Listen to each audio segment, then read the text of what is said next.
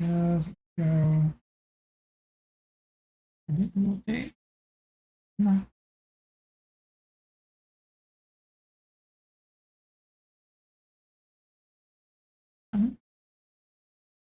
Did we lock in? Did we lock it? Did we lock it? Did we lock it? We did. Yeah. I'm gonna take out the earphones because I don't listen to this. Alright, cool. Brave. This. So, episode 9.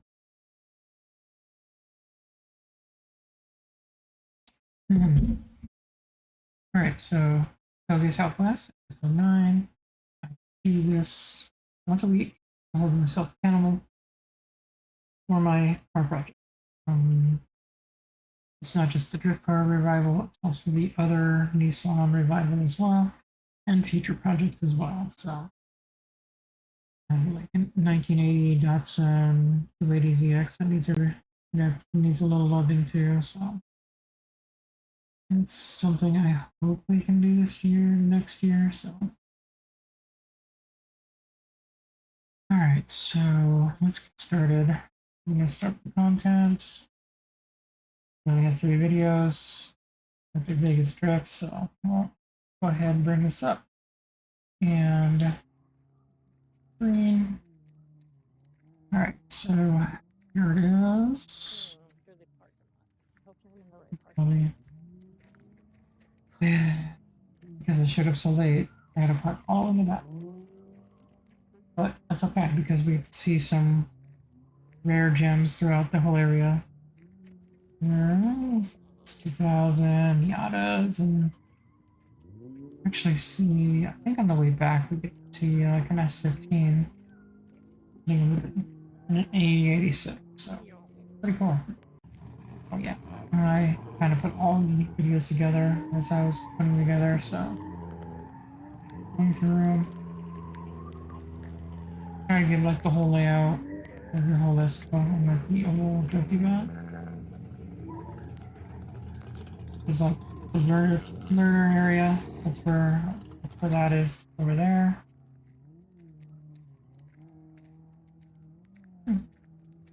Where are the whole areas that I walked through? I think I think that one kind of cut through twice. It's kind of a shade quality stuff though.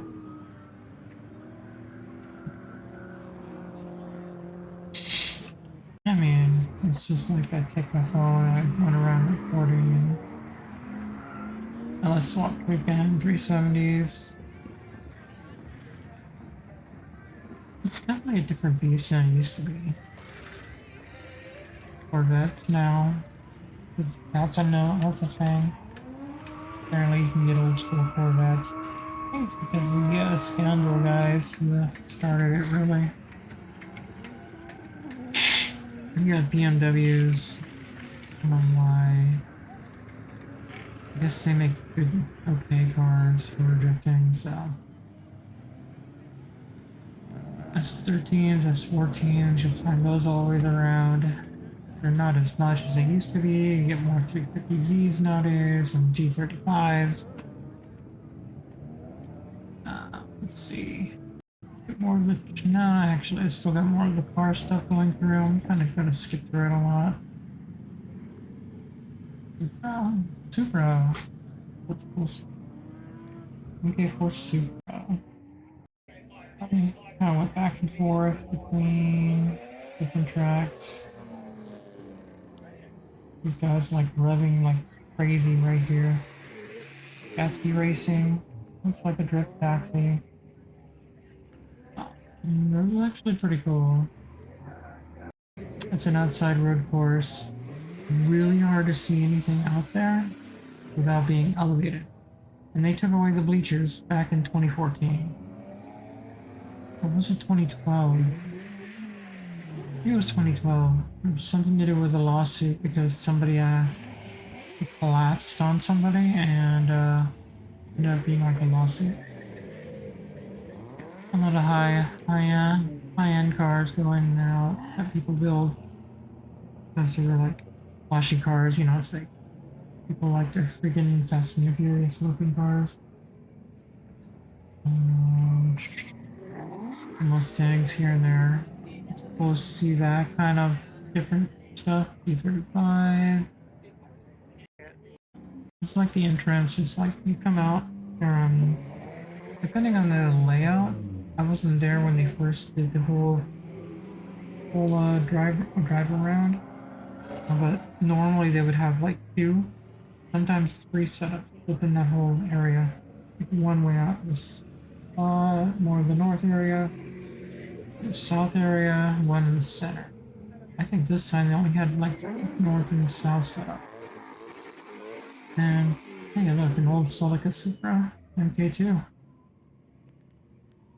But yeah, so I'm gonna go through this a little more. It's not really a whole lot to really show off. Like I said, it's really hard to see out there. Try to get some shots, and I don't think I did it here. And there's the learning area before I start walking away. And that's that. Pretty much that's, yeah, biggest trip, November 14th. I never got like really teary eyed that day though, because my car's not working. Let's see. Let's start with part one. I didn't really get a chance to because, let's see, commentary this thing up real quick, and I'll explain more about it. I'm just not even gonna show it because I just tried talking. So I found ways. I have the check valve for that, the blow off valve. I like trying to figure out ways I'm gonna route this freaking wiring. I had to cut that, but I ended up going to this. Should not be doing this. Not my project. Not my car. And yet I'm doing it. I ended up doing that over my car. Yeah. I don't know. It's just how it is, you know. I like how that shows. Yet I've been live for 2 hours, but according to this, I've only been live 15 minutes. Oh, because the timing's off. Okay, I need to fix my timing. Right, so I already know what's wrong with that. I'm gonna end up finishing it on my Saturday, anyways. But here's what I'm doing. Back to my car. I was ranting about it. So technically, I have this all hooked up now. So in the next video, I just needed my piping. It goes from here to here, and finish routing this line here to here. I have this hooked up. So,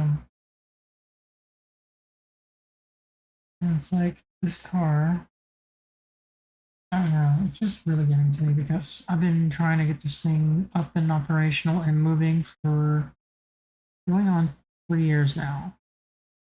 And this shouldn't be that complicated. But look back on it, it's not just a complication, it's the lack of money. I did lose my job last year. It's been really hard to catch back up. Still trying to catch up. Lots going on, trying to do what I can. Only so much I can do. I have no help. It's over, no help. I'm doing this all solo. So I'm trying to figure this out. I'm trying to rely on old forums. People do kind of pitch in, but they don't really give me good ideas. So this is only flying solo here, you know. That's what I'm going at there. Let's see here.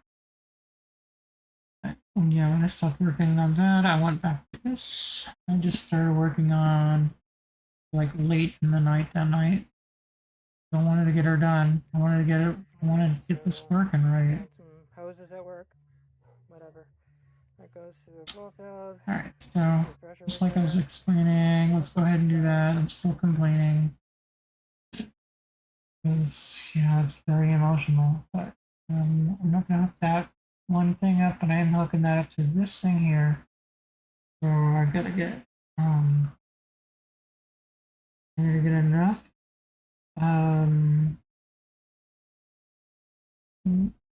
enough vacuum hose just for that. I need to get a metal piece here, like another one of those metal tubings. That's right here.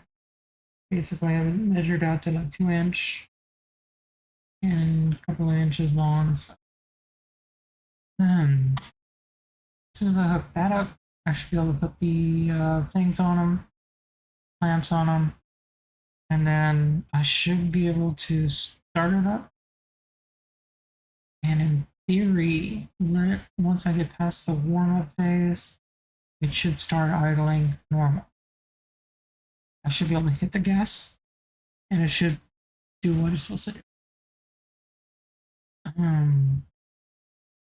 If not, something else is wrong. It's either the tune, might just be maybe I'm off again on the timing. Could be off on the timing. There could be another vacuum leak somewhere. Could be it's like it's either the tune. It's either there's a vacuum leak still somewhere. I know it's not a boost leak because it's holding that 20 pounds of boost on that boost gauge. And so, it's not the boost. We know the turbo's working good now. Have to verify the gasoline. This is actually operating properly. Might have to go get another freaking like a fuel pressure tester from Harbor Freight that goes in line with this, so I can basically true up this freaking fuel pressure regulator just to make sure that's working. Even though it's Harbor Freight, it might work and might blow, but who knows? So that's what I'm gonna do. That's if that doesn't work. And another thing is once I have this, what should be this device back here, I should be able to readjust this if needed. That's the throttle position sensor. Should be able to set that right if I need to. It's really simple with the software. I can, it'll tell me the actual where it needs to be, like 35, 34, 33, whatever. So, that's pretty much what I'm going to be working on this weekend. What I got set up this weekend, last weekend, like I said, I don't have the time. I would do it on the week, but I go to work and work until 5 at night. I try to do at least a half an hour gym on the way home. I have to fight coming home all the time because people drive freaking insane. It's like it's worse than it used to be. I mean, it's like people are like, they actually really do run red lights now. It's insane. I wish I should set up a GoPro so I can start recording these drives and actually start uploading this too. But actually need to get a new one of those so I can actually be more up to date. That way, if I ever get this car up and running and out into the track, I can have a new freaking GoPro out there. But yeah. And if this doesn't work, I was starting to lose my patience. I was thinking maybe I'll just go back to being a V6, our V6. Technically, I know it pretty well. It's pretty easy. Slap it in, you throw in Actually, it should still be all set the way it used to be. I just have to re-gasket the whole freaking Holly setup. So, but yeah, that's pretty much it. I don't know. It's like it's been it's been a ride. So, and on top of this, it just makes it really tough for myself because the last time I had her running was days before my mom was, and before a couple days before my mom passed away. And that is pretty much why I'm doing all this.